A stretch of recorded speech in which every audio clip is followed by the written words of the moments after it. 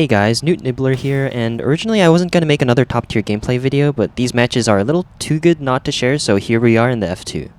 Let's run through the flight characteristics. The F-2 is a very nimble plane, though it does have some pretty tough competition with the Gripen and the Typhoon, but against most enemies you will very comfortably win a dogfight. This plane doesn't get an AOA delimiter, which I suppose is realistic and is usually just a gimmick on most planes, but I kinda wish it had one so I could do funny flat spins in it. Its main strength is that it is excellent in a horizontal rate fight if you manage your speed, similar but significantly better than an F-16, but you can also just stomp on the elevator and the airframe will win for you in most dogfights, as long as you don't overshoot and don't pass out from G-lock. The main limitation of the airframe is that it's rather slow, not quite as slow as an F-18, but still slower than an F-16, somewhere in the middle, which can make it difficult to escape bad situations, since you run out of your limited amount of speed that you have when notching and maneuvering, and you'll pretty easily get run down by any plane if you try to escape. I've heard this is a flight model inaccuracy, but I'll leave that discussion to people who actually know about this stuff. The radar on this plane is excellent as you'd expect from an AESA radar. Fast track, excellent TWS with NCTR target ID, great for holding data link locks. It doesn't get an HMD, but I've been using HMD and hard lock less these days since you lose out on the benefits of situational awareness and data linking other targets if you switch off of TWS, especially on an AESA radar that's powerful enough to find what you're looking for quickly as long as you point it in the right direction. If you really need to, you can use the ACM tallbox to get locks off foresight, which can take some time getting used to, but once you get the hang of it, the only annoying thing is that it locks some random stuff in the middle sometimes. The RWR is perfectly functional, but it is a bit annoying since it scales from 9.5 kilometers on the inner ring to 74 kilometers on the outer ring. On most top tier planes, the scale is from 5 kilometers to 50 kilometers, except for the F-2 and the Eurofighter.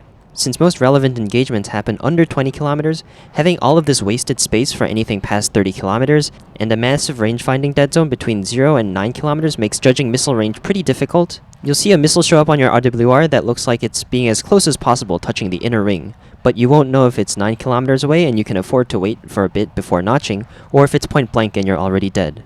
You probably saw in my F-15C Golden Eagle video that I like to wait as long as possible before notching in a joust since it lets me hold data link for longer, but unless you can see the missile on your radar with an exact range, you can't be nearly as aggressive, and I end up pulling off a lot earlier than I would otherwise.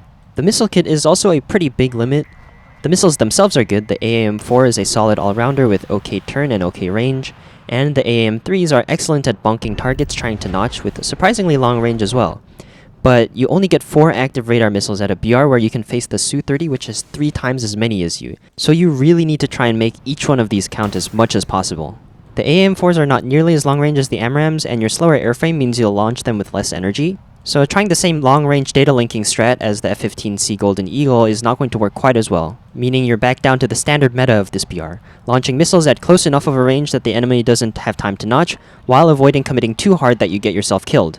And of course launching on enemies that are unaware of your position. And in this role, the F-2 is okay. The AESA radar makes it especially good to keep your situational awareness up, meaning that if the enemy isn't actively looking for you, there's a good chance that you're going to get the first shot off. However, the limited number of active radar missiles means your overall presence is very limited, and you need to choose between either wasting some of your missiles on riskier long-range shots that have a higher likelihood of missing, or putting yourself into closer and more dangerous positions in order to try and secure the kill. Getting closer takes time which the enemy can use to reposition, or either team can use to just steamroll ahead without you being able to contribute much. If you're jousting with an enemy and you do manage to get past the merge, you do have a very high chance of winning the dogfight, but this isn't very viable to do in the mid-game since you'll now be spotted for the entire enemy team, which will have an easy target that's slow and distracted. But you don't get much of a choice either way if someone decides to hard focus you, so we take the good with the bad. Now in the title, I did mention that this plane has missiles that are completely immune to countermeasures, both chaff and flares. This might sound too good to be true, but the downside is that they only work at very short ranges and you have to aim them. Yeah. Now, obviously it's better to just go for a gunshot, but these do have the benefit of having a very large blast radius, so with the right distance fuse, they do have a chance to hit shots that your gun might have been a bit off from. And this is the only plane at top tier that I can recommend you bring rockets for, since the F-2 already dogfights super well that taking a few rockets won't hurt its flight performance too much. Plus, you don't lose a missile hardpoint even if you bring them, which is not something you can say with any of the other planes. And of course, when you hit these shots, it's incredibly satisfying. The strategy for these matches is the same as I always do, fly high and fly left to avoid the initial BVR lobs. You're not going to want to use any of your missiles here anyways, so there's no point in heading straight in, but you do also want to avoid flanking too hard left since your low speed means it'll take longer for you to recommit back to the battle. After this initial phase, how the battle goes usually depends on whether it's a down tier or an up tier. In a down tier, you're incredibly strong, even with how chaotic it is these days with premium span and the massive skill difference between players. The AESA radar makes it very easy to make sense of what you're fighting, where they're going, and generally keep your situational awareness up so you can pick and choose your targets to optimize the chance of your limited number of missiles hitting. It's still pretty unpredictable, but of the 13.7s, this plane has what it needs to manage and work around these unpredictabilities. In an up tier, you'll still be okay, but the missile count really starts to hurt here. By now, enemies know how to notch, so each time one of your missile misses, it's a big blow to your overall performance. You're still good defensively with your turn time, but without having the luxury of being able to counterfire and sustain multiple engagements without running out of missiles, you're often going to find yourself with no ability to respond or escape when forced into a bad situation. Once you do run out of active radar missiles, you can choose to RTB or try and stick around with your AAM-3s, which are great in the right situation, but this plane would definitely feel a lot better if it had a few more AAM-4s instead of them. And here's the obligatory MICAs aren't impossible to notch section. Yes, it has a tighter missile FOV, so they're artificially better at relocking targets. Yes, they pull off the rail very hard with their thrust vectoring. Yes, the Rafale can launch them at 90 degrees off bore sight using IRST. Yes, the Rafale is overpowered and either needs to get nerfed or go up significantly in BR. I still get a lot of people commenting and complaining about how they die whenever a MICA gets launched at them and that they're impossible to notch. So I guess this will have to be a recurring segment in any of the top tier videos I do, but if you stay aware, stay in the notch, and keep chaffing, the MICA is not foolproof. Again, I'm not defending its current implementation, which is pretty unfair, just doing my best to give advice on how to try and defend against an unfair missile. I do a more complete and exact breakdown and analysis on how missile seekers on Fox 3s like the MICA work in this video, so if you want to know the most effective way to defeat them as well as other Fox 3s, then give it a watch. Anyways, let's get back into the actual matches. I've saved the best for last, so if you're short on time, just skip to this timestamp. Now, as I've said, this plane is really good in a down tier. The first match I was showing in the background for this video was an 8 kill. It is also the first match I played in this thing in a really long time. And initially I thought it was just a one-time lucky fluke that I'd gotten 8 for 8 out of these missiles, but let's just watch this game play out.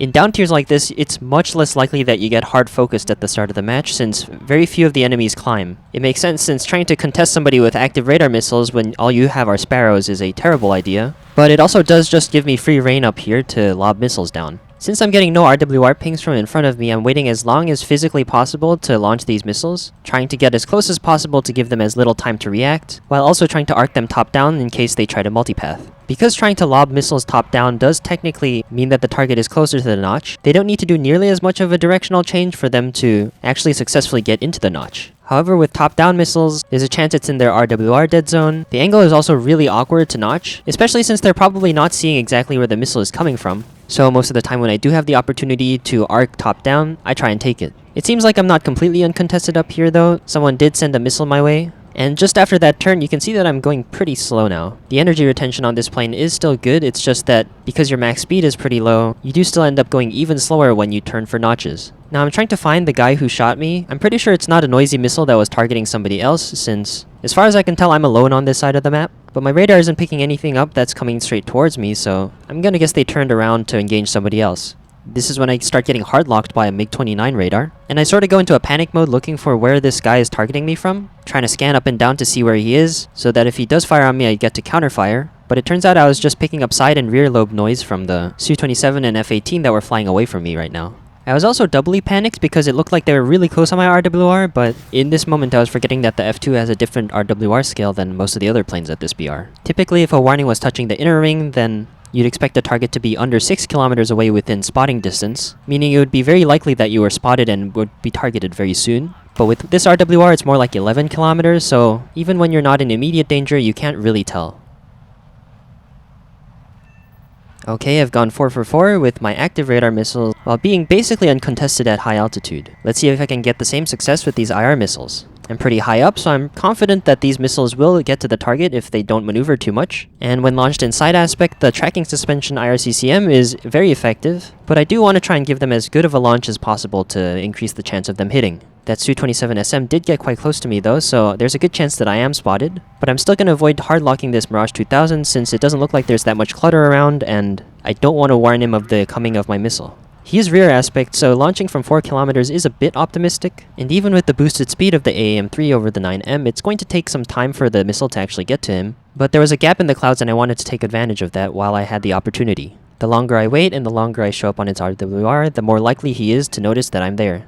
Luckily, the missile does eventually catch up to him, and so he goes down. I'm definitely spotted now at this point though. This Su-34 is going to fire a missile at me. I instinctively go into the notch, but I think this is an IR missile, since it's not spiking my RWR, so this one was pretty easy to defeat. If this does turn into a dogfight though, this could be pretty sketchy since the Gripen is going to be pretty hard to take down. These are the kinds of situations where it would be nice to have an HMD for your IR missiles. Because these targets are constantly maneuvering going in and out of the notch, plus there being AI and a lot of other noise flying around. So TWS was proving to be a poor way to slave my missile, so I just go into hardlock and throw one at him. And I think he was expecting an active radar missile because he tries to go into the notch, and the missile ends up connecting. I was also trying to angle the missile off bore side as much as possible like I'm doing right now. Since in a head-on, these tracking suspension missiles can be pretty easy to flare, so I want to try and maximize the side aspect that they have by firing it off to the side. And there's another 8-kill game. I can't say that I've been hitting these consistently, but the AESA radar definitely helps with situational awareness, avoiding bad situations, and making the best target prioritization decisions before they've even spotted you. This, however, isn't quite as easy once you start getting into Uptiers. This next match is a partial Uptier to 14.3. You can tell because there are only 4 14.3s on my team, as well as a 13.3. I've gotten past the initial BVR lobbing, and I'm going to try and launch a few of these missiles off at targets that seem like they're in front aspect. But these are pretty optimistic shots to begin with. They pretty comfortably get into the notch because my missiles were launched from pretty far range, but you can see that the TWS was able to hold the data link lock quite well. I'm gonna pause here real quick to explain something that I mentioned in my missile seeker video, but here's of it happening in an actual battle. When the missile is in inertial guidance, it is looking for any target to pick up on. If it finds something that is not in the notch within its seeker's field of view, it will go for that target, even if you have a data link lock on something else. This target is about to go into the notch, and when it does, it locks onto some random thing in the background that was within its field of view. This is why it's so easy to kill friendlies when you fire on an enemy that's in a dogfight with them. If the enemy goes side aspect and your friendly is not, then there's a really good chance that the missile is just going to relock onto your friendly because they're so close together. So you want to get up close and fire a missile when you're sure that it's not going to go after a friendly, since the closer you are, the smaller area your missile's field of view covers. The reason I was launching these missiles from long range is because I'm not quite as comfortable getting up close when there are potentially Su-30s on the enemy team, especially if they're at high altitude with me. I was hoping that data link would give me a slight edge in the long range department, and for the most part it does. It's just that it relies heavily on the enemies being impatient and leaving the notch before they should. Firing on this flanker in front of me, it doesn't look like he spotted me. Because I'm out of active radar missiles, I'm going to try and maneuver on towards his side so that if this missile misses, then I'll have a very clean side aspect shot on him with the AM-3s. Because he's now within spotting distance, there's a good chance that I'm also spotted, which means I need to be extra careful. But last I checked from my radar, it looked like this Su-27 was not flying towards me, so I am pretty comfortable that this MiG-29 RWR ping is just the side lobes of the Su-30 pinging me. I shouldn't be in any real danger as long as there's nobody else looking towards me. I thought the first missile would hit, but it looks like it got one flared, so I'm going to send another one out towards him. This time it's a much better side aspect launch, so this one should connect. There we go. Now I have 2 missiles and 3 potential enemies in front of me. I need to start thinking about RTBing in case I run out of missiles. The JF-17 goes down, so I'm going to try and get my last 2 off on the Mirage and then RTB. Very ominous missile diamond falling from the sky, but it doesn't look like it's going for me, so I'm closing very quickly on this Mirage, so hopefully this should have enough range to get to him. Just waiting for him to clear the hill so that it doesn't hit terrain. That one should be good, so I'm just going to turn away and RTB. There might be somebody camping our airfield, so I'm going to want to keep at least 1 missile for defensive purposes. There are 3 enemies left, 2 Su-27 SMs, and a Eurofighter that's showing up on my RWR right now. Judging by the RWR scale, he's still pretty far away, at least 30 clicks out, so I'm not too worried about him. But it is still risky to land on the undefended airfield, so since I can, I'm going to land on the main airfield. It looks like my friendlies didn't have the same level of foresight, though. They landed on the short airfield and then get taken out by the Eurofighter, which was able to blitz across the entire map using its incredible acceleration. He does somehow manage to die from an AMRAAM from a guy that was just taking off, but the last remaining fighter on my team gets cleaned up by the Su-27s ahead of me. Now I do have an F-15E on my team, but he's done nothing but base bomb, so I'm gonna assume that he's not gonna do much other than provide bait. Ideally, I can deal with these enemies one by one, because if I get pincered from 2 different directions, then that's going to make a very difficult fight. On top of that, each Su-27 is capable of carrying up to 10 active radar missiles, and R-27ERs and R-27ETs. Dealing with 1 could be manageable, but dealing with 2 at a time is going to be pretty difficult. But that's only assuming that they're able to spot me. The Su-27 SM's radar is not good, especially for 13.7, so I'm hoping that by flying high I'm going to avoid getting spotted at all. They are going to be getting RWR pings, so they might be able to spot me based off of that, but I can't afford to turn my own radar off and risk losing them. I can see that now the 2 have split up, which is going to make it pretty difficult, but I'm going to try and go for the target that's front aspect the most. Also leveling out at 9,000 meters so that I don't start contrailing if I go too high. Going side aspect after launching the missiles so that I can reduce my own closure rate and get closer to the notch in case I need to. It looks like he's going into the notch without counterfiring, so I have free reign to hold this data link. Because I launched it from a fair distance away and turned immediately after launching it, the direction my radar and the missile's radar are pointing at are significantly different enough that it's going to be very difficult for him to defeat the data link, since he effectively has to notch 2 radars. He could have kept it in perma IOG if he had continued staying in the notch, but it looks like his notch was not quite as perfect as it needed to be. Oh, okay, I guess I was mistaken. It was not a Su-27SM, it was a Su-30 MK. Still a really dangerous target if he did spot me. Now I know that this other Su-27 had flown off to the left, and I'm looking for him now, and the AESA radar comes in real clutch, immediately locking onto him, letting me fire the missile off immediately. I know this is the last guy, so there's no point in me not using these missiles right now. I'm just gonna ripple them off and see if I can get one of them to hit. He was also probably really surprised that I showed up out of nowhere. I basically gave him 0 time to react, and so even in an up tier, you can make this plane work, but it definitely takes a lot more thought and effort, and you will also run into a lot more unwinnable situations. Now this next match is again not a true full up tier, it's 13.3 to 14.3, but this time we're facing France, so it effectively might as well feel like a full up tier in a more ideal world where the Rafale is 14.7 or maybe even 15.0. Now these missiles on my RWR are probably not coming for me. Based on what we know of the F2's RWR scale, the missiles are probably at least 20 to 15 clicks out, so they're probably going after friendlies, but I think for this match I didn't really want to take any chances, so I'm gonna notch earlier than I need to. I'm looking at the kill feed scroll by, and wow, I am missing a lot of the action right now. I only chaff now once the missiles get pretty close to the center circle on my RWR, because at those longer ranges it's probably just an IOG anyways and it probably wouldn't have picked up my chaff anyways. But that small turn and the set of chaff that I put out hasn't cleared my RWR out yet, so I fire a few more off and hope that that should do the trick.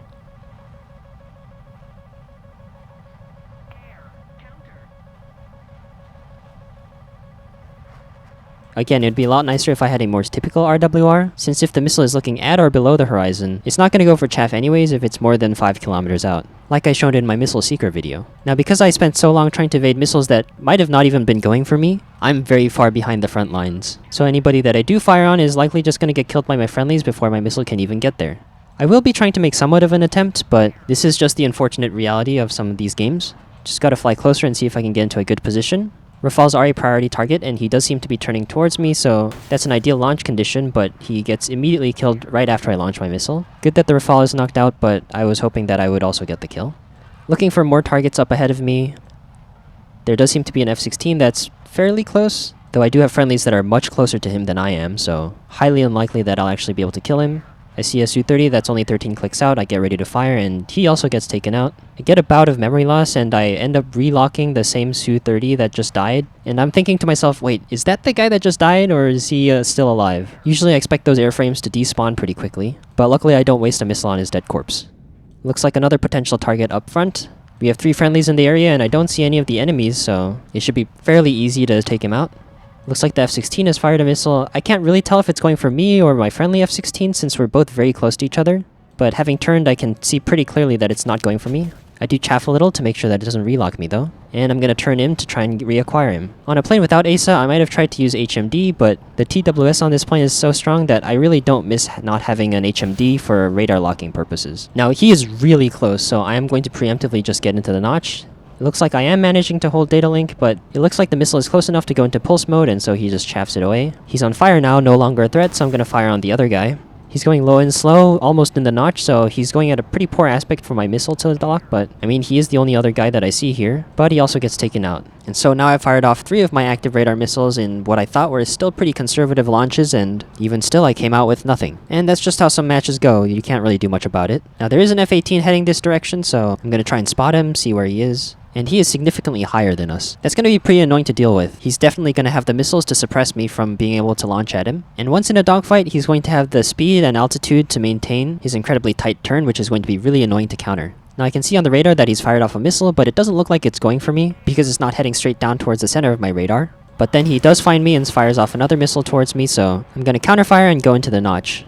I could have maybe afforded to data link the missile in for a bit longer, but again with this RWR, it's not great for missile range finding. Probably also should have shortened the range of my radar so that I could get a more precise reading on his direction and location, but now that I've notched the missile, I'm checking back in to see where he is, and following the location of where my missile is, it looks like it's actually still tracking him. His notch was unsuccessful. And surprisingly, it has enough energy to actually get to him. The F-18 does bleed a lot of speed and turns, and I did launch it from quite high up, so I guess despite everything, it had just enough energy to make it to him. Now there's only one enemy left on their team. I have no active radar missiles left, but I'm pretty confident that whatever it is, I should hopefully be able to notch all of their missiles and force a dogfight.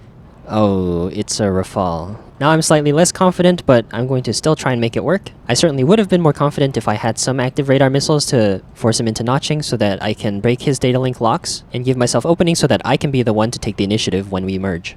But I don't have those missiles, so I'm going to try and make it work with what I have. So the goal right now is to try and get as close as possible to him, close enough that I can force a dogfight. So I'm just gonna head straight for him. If he does start launching MICAs at me at this range, then I should have plenty of time to be able to notch them. I do want him to start launching these MICAs as early as possible because they're much easier to notch this way. At closer ranges, because the angles change so much, the MICA is much more likely to relock. Now I fired an AAM-3 at the first MICA hoping that it would intercept it, but unfortunately no sauce. Now for closer range notches, a lot of people will recommend that you avoid looking at your RWR and try and do it just purely based on visuals. But to look at the enemy, you need to move your mouse towards them, meaning whether your nose is trying to follow the mouse pointer or you're using control surface keyboard inputs to override your mouse control, your plane is going to be constantly turning, which makes it pretty difficult for you to maintain the notch. So this works fairly okay when you're trying to notch just one missile, but when you need to notch a barrage of missiles coming all from the same direction, and therefore you want to maintain the same heading to stay within the notch band, it's not a bad idea to use your RWR for notching, and briefly use free look to check where the missile and the enemy plane are. You also saw that I wasn't maneuvering very much while in the notch. Typically people recommend that you maneuver up and down while in the notch to defeat angle gating, which does work, but every single time you do maneuver, you're changing directions and there's a chance that you maneuver out of the notch band, which can be really dangerous. So in this instance, because I knew that I had enough chaff for it, I used what I like to call the suppression strategy to defeat angle gating.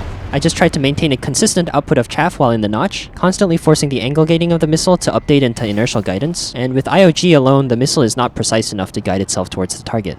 Plus, after a certain amount of time in chaff, the missile does seem to just give up and go for chaff. Now, the Rafale's flight model has gone through quite a few changes as of recently. It's been buffed, it's been nerfed, then buffed again.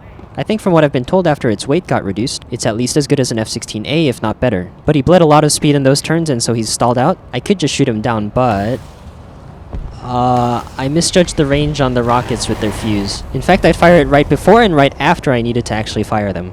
I was face-palming pretty hard after missing the easiest rocket shot in the world, but it looks like I might get a shot at redeeming myself.